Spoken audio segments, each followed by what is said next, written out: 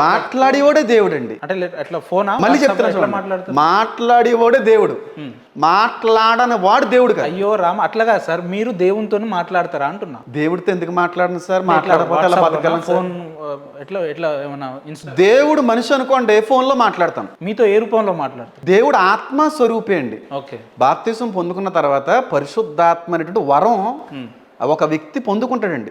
ఆత్మ మూలంగానే వాక్యం అర్థమవుతుంది, వాక్యం వివరించగలం. మీరు దేవునితో మాట్లాడితే దేవుడు అనేవాడు నిజమని నిరూపించడానికి ఒక మాట చెప్తున్నాను సార్. నేను బైబిల్ ట్రైనింగ్ అయ్యానని మీరు అనుకుంటున్నారా?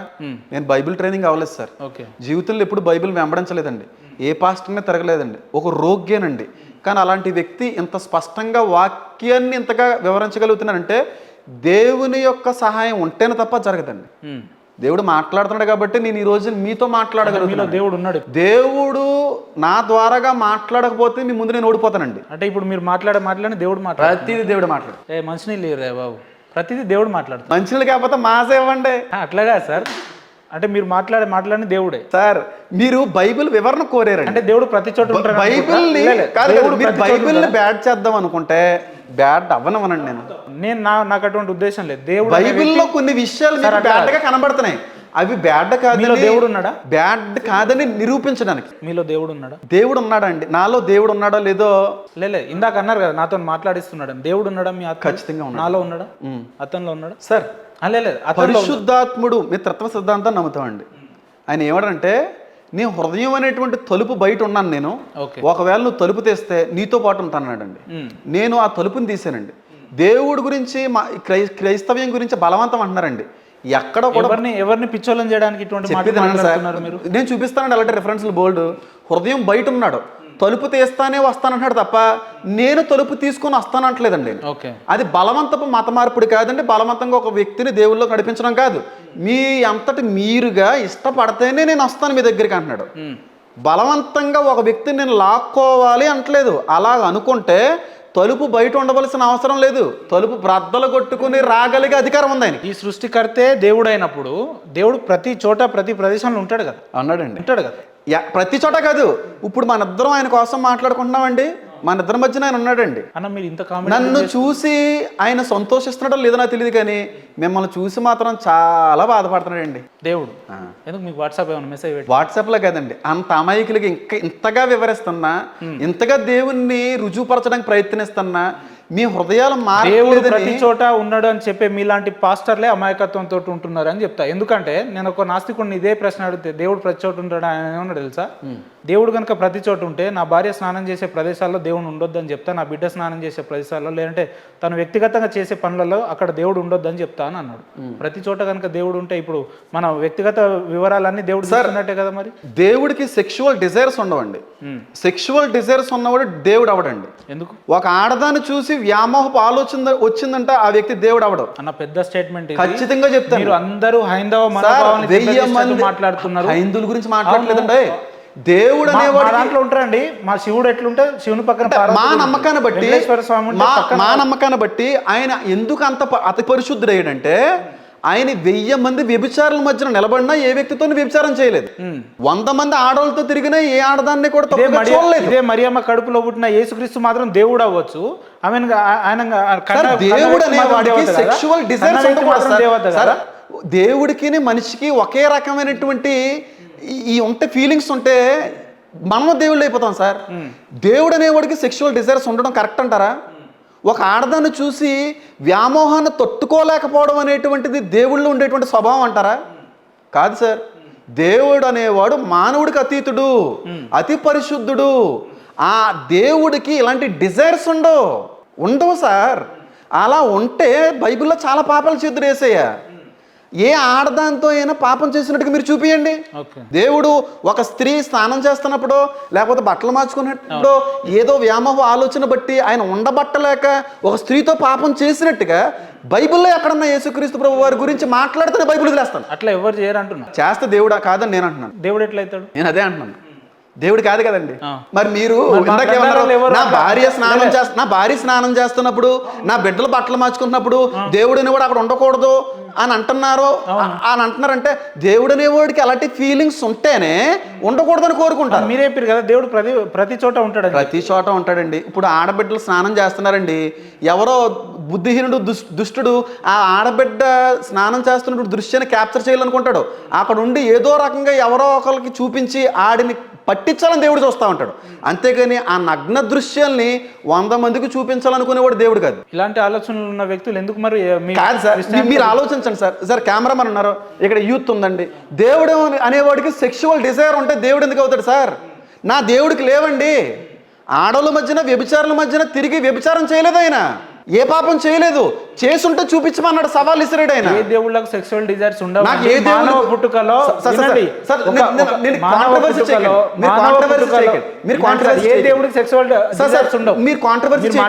నేను చెప్పేదానండి, మీరు మాట్లాడేది నేను ఏ దేవుళ్ళని కానీ ఏ దేవతలను కానీ ఏ మత గ్రంథాలను కానీ దూషించను. నేను ఎప్పుడు ఏ దేవుళ్ళకి సెక్షువల్ డిజైర్ అని అంటే ఇండైరెక్ట్ గా మీరు మా హిందూ మనోభావాలు నేను చదవలేదండి.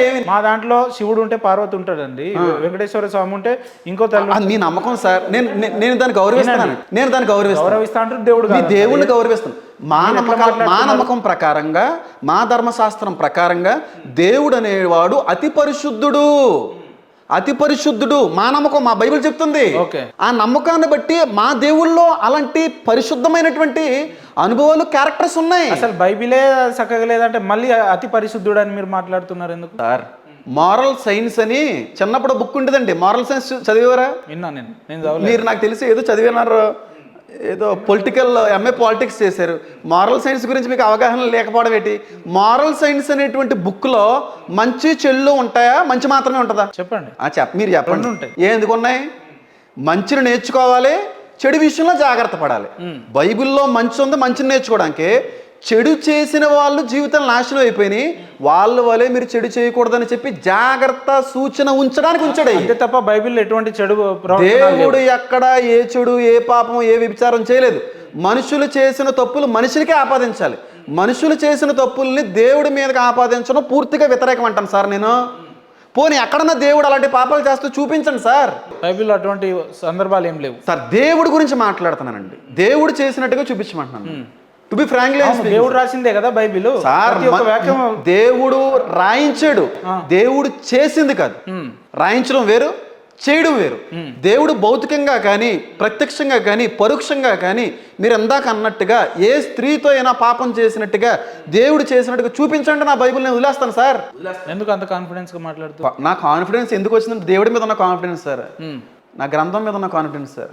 మనుషులు చేసిన తప్పులు దేవుని అనకండి సార్. నేను చెప్తున్నానండి, ఇప్పుడు వివేకానంద స్వామి గారి మీద ఒక చెడ్డ అభిప్రాయం ఉంది సార్. ఆ చెడ్డ అభిప్రాయం ఉందని చెప్పి స్వామీజీలు అందరూ అలాంటి వాళ్ళు అంటే బాధ ఏదండి? మంచి స్వామీజీలకి బాధ ఏదా? పురోహితులు అందరూ కూడా లంచగొండులే అంటే బాధ ఏదా మంచి పురోహితులకి? చెప్పండి. సిద్ధాంతులు అందరూ కూడా మోసగాళ్ళు అంటే మిగతా మంచి సిద్ధాంతులకి బాధ కలిగించదా? అందరూ మంచోళ్ళు ఉంటారని నేను అనట్లేదండి. పాస్టర్లో మంచోళ్ళు ఉన్నారు, చెడ్డవాళ్ళు ఉన్నారు. రాధా మనోహర్ దాస్ గారి టాపిక్ ఉదాహరణలు చెప్తుంటే రాధా మనోహర్ దాస్ గారు రాధా మనోహర్ దాస్ గారిని ఇక్కడ కూర్చోబెట్టేయండి, ఇక్కడ కూర్చోబెట్టమని 3 ఛానల్లో చెప్పాను. ఆయన ఎదురు కూర్చో అర్హత ఉందా మీకు? రాధా మనోహర్ దాస్ గారు ఎదురు కూర్చో అర్హత మీకుందా? ఆయన ఏమన్నాడంటే మా పూర్వీకులు ఎవ్వరైనా కూడా హైందత్వానికి సంబంధించిన వాళ్ళే అయి ఉండాలి. ఎందుకంటే ఆయనకి చేతకానుడు అని అర్థమవుతుంది. చేత అయినాడు అనుకోండి, క్వాలిఫికేషన్ ఉంది సార్. దమ్ముంటే మీరు ఎట్లా చెప్తారు సార్? గట్స్ ఉంటే, మీరే కాపీ పేస్ట్ బ్యాచ్ కాదండి, గట్స్ ఉంటే, ధైర్యం ఉంటే, ఒక వ్యక్తిని ధైర్యంగా నేను ఫేస్ చేయగలను అనేటువంటి విశ్వాసం ఉంటే, అవతలోడు ఎలాంటోడు ఏ పుట్టికేటని కాదు, మ్యాటర్ ఉందా లేదా అని రావాలండి. నాకు మ్యాటర్ ఉంది రమ్మానండి. హైందువులకు పుట్టిన వాళ్ళు అయితేనే చేస్తాడా? పైగా వీర్యంలో హైందవ వీర్యం ఉంటుందా? నాకు పంపించాడు ఆయన రికార్డింగ్, అది చూపిస్తాను ఎంత బ్యాడ్ అయిపోతాడండి. అంటే స్పెర్మ్లో హైందవ స్పెర్మ్ ఉంటుందా, క్రిస్టియన్ స్పెర్మ్ ఉంటుందా, ఇస్లాం స్పెర్మ్ ఉంటుందా? మరి హైందవ స్పెర్మ్ ఏంటండి? పోనీ అలాగ ఉంటుంది చెప్పండి, నేను కూడా మతం మారిపోతాను సార్. నేను హిందూ వీర్యానికి పుట్టనోడు ఎవడన్నా ఉంటా అన్నాడు. కరెక్టే కదా ఆయన. హిందూ వీర్యం ఉందా? వీర్యంలో హిందూ వీర్యం, క్రిస్టియన్ వీర్యం, ఇస్లాం వీర్యం ఉందా సార్? ఎంత జ్ఞానం లేని మాటలండి అయ్యి. ఉంటుందండి ఎక్కడన్నా? హిందూ వీర్యం ఉంటుందా? ఆయన పంపించాడండి రికార్డింగ్ చెప్తే ఆయన గౌరవం పోద్ది కాబట్టి నేను మాట్లాడలేదండి. ఆయన గౌరవానికి భంగం కలిగారా మీరు? సార్ నేను అలాంటిది కాదు సార్. ఒక వ్యక్తిని బ్యాడ్ చేయాలన్న ఆలోచన అయిందేమో, నాకు అది ఇవ్వలేదు. నాకు దేవుడు ఆ అధికారం ఇవ్వలేదు సార్. ఒక వ్యక్తిని బ్యాడ్ చేయాలి అని చెప్పి దేవుడు నాకు ఎక్కడ అధికారం ఇవ్వలేదు. సార్ మీ పాస్టర్లు చంపేస్తాం నరికేస్తాం అంటే తప్పులేదు, కానీ మా లాంటి హైందవ సోదరులు సంస్కృతి సాంప్రదాయాల గురించి మాట్లాడితే మీకు నొప్పి వచ్చింది. ఎవరిని చంపేస్తున్నామండి బాబు? ఎవరెవరు? అజయ్ బాబు గారు ఎవరండి? ఆయన పాస్టరా? అజయ్ బాబు గారు ఎవరు? విన్నారా పేరు ఎప్పుడన్నా? విన్నారా అంటున్నా. ఏం మాట్లాడతాడు? పొద్దున్న లేస్తే పేగులు తీస్తాం నరికేస్తాం. ఆయన రేవంత్ రెడ్డి వాళ్ళ తమ్ముళ్ళ లెక్క తయారైంది. ఆయన ఏం మాట్లాడతాడండి? అంటే ఈ రకమైన సంస్కృతిని మీరు పోర్ట్రేట్ చేసుకుంటా హైందత్వాన్ని నెగిటివ్ చేసి. అజయ్ బాబు గారు లాంటి వాళ్ళు ఎంతమంది ఉన్నారండి క్రైస్తవ్యంలో? చాలా మంది ఉన్నారు. పోనీ వాళ్ళందరి గురించి పేర్లు చెప్పండి. అజయ్ బాబు లాంటి అరే ఒక ఆయన తిడతాడు, ఆయనకు రోషం ఎక్కువ ఉంది, తట్టుకోలేకపోతున్నాడేమో, భరించలేకపోతున్నాడేమో, ఆ విధంగా విరుచుకు పడుతున్నాడేమో, అలాగని చెప్పి బైబిల్ దూషించమని ఎవరు లేరు సార్. అజయ్ బాబు ఏమో ఎమోషనల్లీ బ్లాక్మెయిల్ చేస్తాడు, ఇంకొక బాబు ఏమో ఫిజికల్గా బ్లాక్మెయిల్ చేస్తాడు, ఇంకొక బాబు ఏమో ఫైనాన్షియల్గా బ్లాక్మెయిల్ చేస్తాడు, ఇంకొక మీలాంటి బాబు ఏమో కోట్లు వేస్తాడు. అజయ్ గారిలో సార్ నా అన్వేషణ కూడా ఓకే, నేను వేసుకున్న కోట్ ఆయనకి నచ్చలేదు సార్. ఓకే, కోట్ వేసుకుని వచ్చినందుకు ఆయన ఫీల్ అయినట్టు నాకు కూడా నచ్చలేదు. ఎందుకంటే నాకంటే సార్ మిమ్మల్ని నేను డామినేట్ చేయలేనండి. మీరు మస్కులర్, మీ హైట్ వేరు. లేదు నేను ఏమంటున్నా అంటే మీ ఫిజిక్ అపియరెన్స్ వేరు. నేను సరిపోను మీ ముందు. లేదు సార్, పాస్టర్లు ఒక్కొక్క మనిషి ఒక్కొక్క బ్లాక్ మెయిల్ ముందు పెట్టుకొని వచ్చేస్తున్నారు. ఎందుకు నమ్మాలి? మిమ్మల్ని ఎందుకు అనుసరించాలి? మమ్మల్ని నమ్మకండి. పాస్టర్లు నమ్మొద్దు, బైబిల్ నమ్మండి. మీరు ఎందుకు వచ్చారు సార్? మీడియాలకు ఎందుకు ఇంటర్వ్యూలు ఇస్తున్నారు? మీరు రమ్మన్నారు కాబట్టి. ఓకే, నేను రమ్మన్నా సార్. మిగతా ఛానల్స్ ఎందుకు? బైబిల్ మిమ్మల్ని మీరు పోర్ట్రేట్ చేసుకోవడానికే కదా. బైబిల్ ని పరిశుద్ధమైందని రుజువుపరచడానికి ఎక్కడికైనా వెళ్తాను సార్ నేను. ఓకే, మీరే కదండి, ఎవరు ఏ ఛానల్ బైబిల్ పరిశుద్ధమని రుజువు చేయడానికి 2000 సంవత్సరాలు సరిపోలేదండి. మీరు 100 సంవత్సరాలు ఏం సరిపోతుంది? మీకు ఇప్పుడు ఎంత 40-30 ఉంటది. నాకు 34 ఉన్నాయండి. కాదు సార్, 30 చెప్పిదాను సార్. బైబిల్ ని మీ గ్రంథం పరిశుద్ధం చెప్పుకోవడానికి మీకు 2000 సంవత్సరాలు పట్టిందండి. మా గ్రంథాలు పరిశుద్ధం అని మేము చెప్పుకోవాల్సిన అవసరం లేదు. మొదటి నుంచే మేము పరిశుద్ధం కాబట్టి దాని గురించి మేము ఒక మైకులు వేసుకొని ఒక వెహికల్ పెట్టుకొని ఊర్లలోకి వెళ్ళి మేము చెప్పాం. మహాభారతం, రామాయణం, పురాణాలు, ఇతిహాసాలు, వేదాలు మేము ఎవరికి చెప్పాం. ఎందుకు చెప్పామంటే మా పుట్టుకలతోటే సాంప్రదాయాలు. మీరు నన్ను ఎంత రెచ్చగొట్టినా నేను ఏ హైందవ దేవుడిని కానీ, దేవతని కానీ, హిందువుని కానీ ఎవరిని నేనేమన్నా సార్. తిట్టమనట్లేదు సార్. మేము వెళ్ళమంటే మీరు వెళ్ళి ఈ ధర్మాన్ని నలుగురు తెలియజేయండి అని మీ గ్రంథంలో రాయలేదు. మా గ్రంథంలో రాశాడు దేవుడు. ఎందుకు రాశాడంటే మీ గ్రంథాలలో అత్యంత పురాతనమైన వ్యవస్థల్ని కానీ లేదంటే మంచి ఆలోచనలు లేవండి. లేని దాన్ని మీరు హైలైట్ చేసుకుంటున్నారు. ఇప్పుడు హైలైట్ అవని షూట్లనే ఎక్కువ చేసుకొని మేము హైలైట్ చేసుకుంటాం కదా. ఎవరండి? మేమండి. సార్ నేను ఒకటి చెప్తున్నాను చూడండి. బైబిల్ పరిశుద్ధమైనది అని రుజువుపరచడానికి చెప్పండి. బైబిల్ పరిశుద్ధమైనదని రుజువుపరచడానికి ఏ ఛానల్ పిలిచినా వెళ్తానండి. అంతకు మించి ఎక్స్ట్రాలు అయితే వెళ్ళనండి. మీ బైబిల్ మీరు రుజువుపరచుకుంటే ఎవడన్నా పిలిచడం అనుకోండి, వెళ్ళి రుజువుపరుస్తాను. వాళ్ళ గ్రంథాల జోలికి వెళ్ళనండి. ఇప్పుడు అజయ్ బాబు గురించి మాట్లాడారండి. ఆయన వేరే గ్రంథాల కోసం, వేరే మతాల కోసం, వేరే దేవుళ్ళు దేవతల కోసం కూడా ప్రస్తావించే ఉండొచ్చు. నేను చెయ్యను సార్. అలా ప్రస్తావించమని మా బైబిల్ చెప్తుందంటే ఏ దేవత జోలికి కానీ. అజయ్ బాబు గారు కూడా బైబిల్లో ఉన్న గ్రంథాలనే అనుసరిస్తున్నాడు. మీరు కూడా బైబిల్లో ఉన్న గ్రంథాలనే అనుసరిస్తున్నాడు. అజయ్ బాబు మార్పు ఎందుకు ఉంటుందండి? అది కాదండి, ఆలోచనలో మార్పు. హేమాన్ గారు ఏమనుసరిస్తున్నారు, అజయ్ బాబు గారు ఏమనుసరిస్తున్నారని కాదండి. మీకు ఏదైనా డౌట్ ఉందనుకోండి, మీ బైబిల్ ఏం చెప్పిందని అడగండి. మా గ్రంథం కోసం, మా దేవతల కోసం, మా దేవుల కోసం ఇలాగ అనమని చెప్పిందంటే చెప్తాను. మేమన్నట్లకి బైబిల్ మీరు తప్పట్టకూడదు సార్. అజయ్ బాబు గారు ఏదో ఫెరోషియస్గా కొంచెం ఫాస్ట్గా ఆయన మాట్లాడి, బాబు గారేమో మా బైబిల్ తప్పుపట్ట అంటాడు సార్. అజయ్ బాబు గారేమో లేదు మేము చంపేస్తాం నరికేస్తాం అంటాడు. ఇంకోటి అమ్మ తేజ హోమ్ థస్ అంటాడు. ఏంది సార్ ఇది? ఎవరిని నమ్మాలి?